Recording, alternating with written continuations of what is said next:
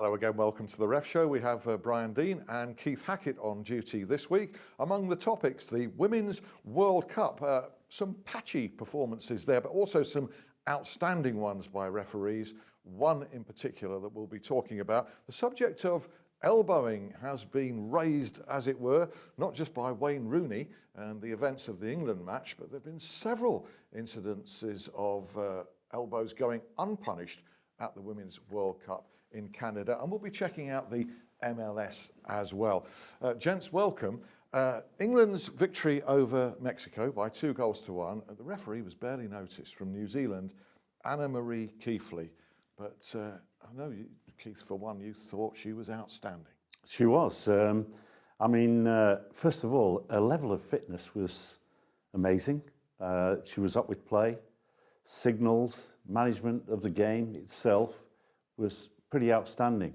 And you know what is sort of amazing to watch is understanding New Zealand and New Zealand referees, how perhaps the games are not that challenging down below, but the reality is that they've produced in recent months some outstanding referees. Michael Esther, Peter O'Leary, both went to World Cups in 2010, did extremely well, and now they've got another outstanding woman referee at this World Cup.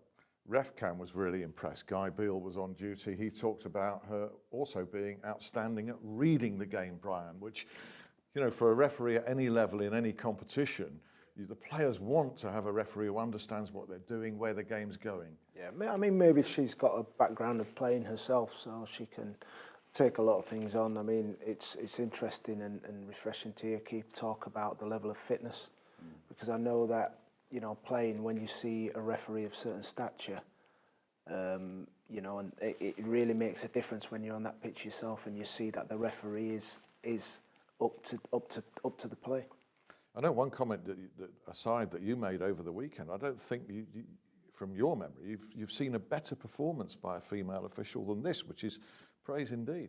I haven't. I think that you know, it's always demanding. A game on a big pitch, with it moving from end to end as it was at a reasonable pace, and probably a warm climate as well.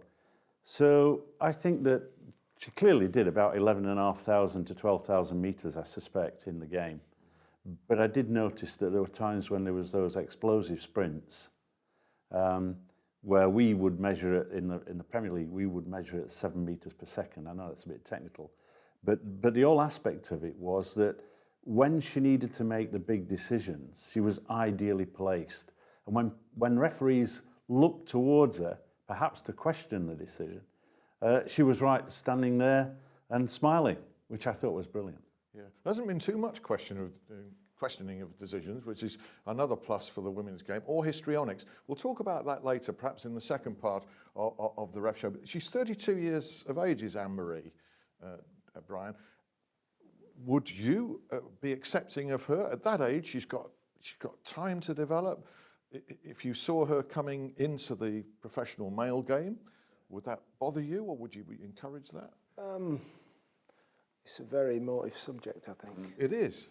It is. We've become attuned to women running the line. We've seen 2 or 3 do that successfully in the English leagues. I think it depends on I think a large degree of how she'd be able to cope mentally. You know, that's the biggest thing, because it's a different game altogether.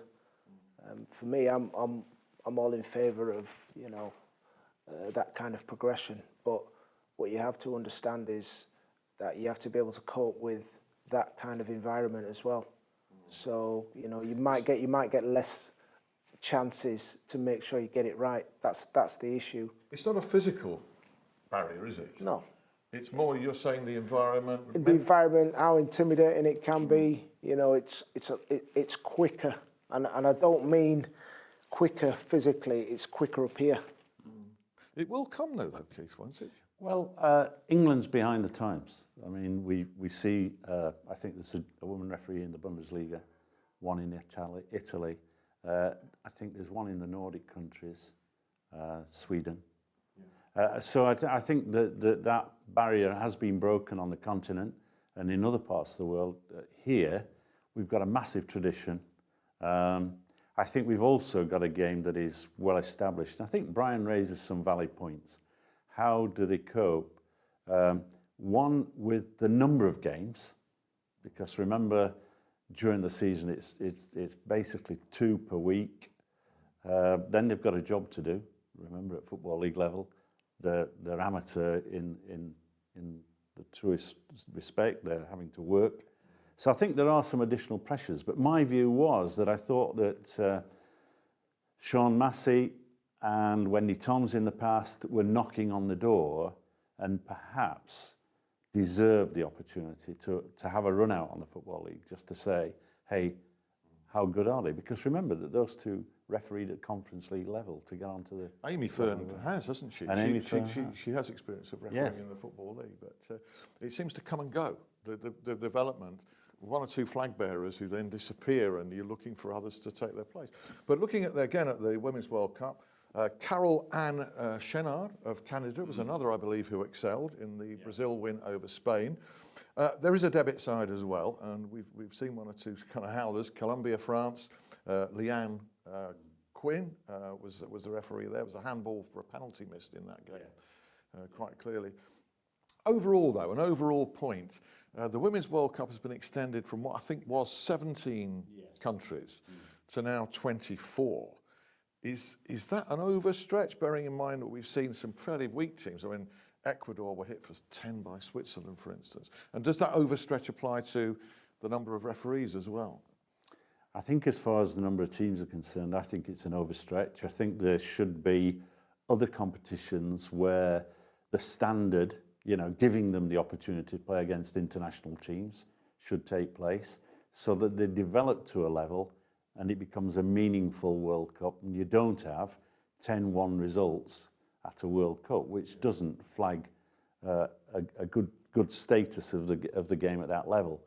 They've got to have the experience, but I think that they've got to have a standard. And if you just crowd it with a number of teams, you're actually not giving it the status that the competition should have. Maybe that's a concern. What about England then? Good win over Mexico. I think deserved win. But what did you think, Brian? Yeah, I think it's been steady. I think obviously after losing to France, you then have a situation where it's a must-win game, and it makes it hard now because you've got 3 teams in a similar situation. No, I think it's positive. I think the way how the manager has handled the media has bought himself time. Yeah, Mark Sampson. Yeah. He's very forthright, isn't he? Oh, yeah. He was very defensive after the France. It was a very defensive performance by England against France. He was then very defensive of it, wasn't he? Yeah. But I think you have to be clever, in how you deal with a defeat, and then how you approach the next game, and then obviously moving on to now a situation where they win the next game, they're through. That was a real pressure game, though, wasn't it, against Mexico? A real must-win. Yeah, and got a couple of good goals in that one. First one there from Kirby. Good finish. Yeah. Clever approach to it. Yeah, good. And now they move on. I think Colombia next, isn't it?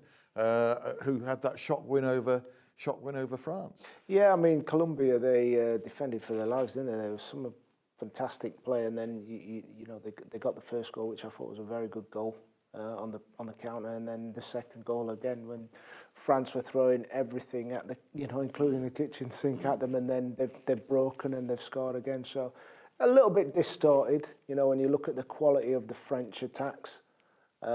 Perhaps they will feel hard done by, but it's a very open group, I think.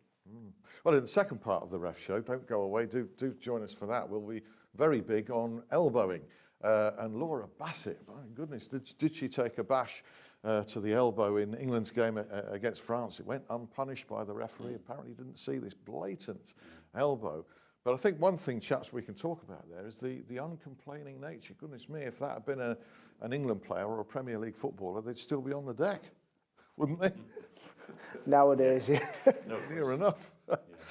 But she got up and just got on with it, which is a great testimony to us. And we'll talk about the Wayne Rooney incident in the England game. What a terrific game it was, how entertaining it was in Slovenia. Yeah, 3-2 win. We'll talk about all that in the second part of the Ref Show. Join us for that. See you in a minute.